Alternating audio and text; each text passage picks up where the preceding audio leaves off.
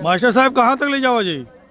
ये परेड जो है हम लोग निकाले हैं यहाँ से, और ये परेड जा रहा है बी मार्ट है जो पिपरादाई में, बी मार्ट तक ये परेड जाएगा और फिर वहाँ से हम लोग बच्चों को लेकर वापस हो जाएंगे। ठीक है मास्टर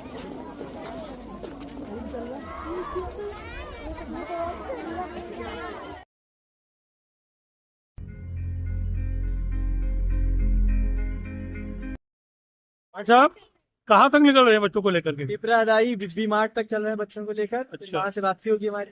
अच्छा, कितने बच्चे लगभग होंगे आपके स्कूल के?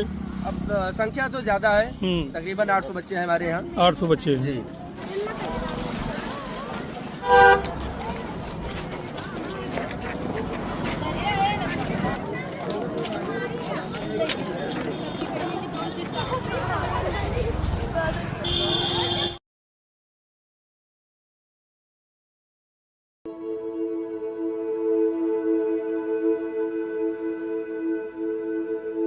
देखिए, ध्यान दें, छोटे बच्चे अपनी जगह ले लें।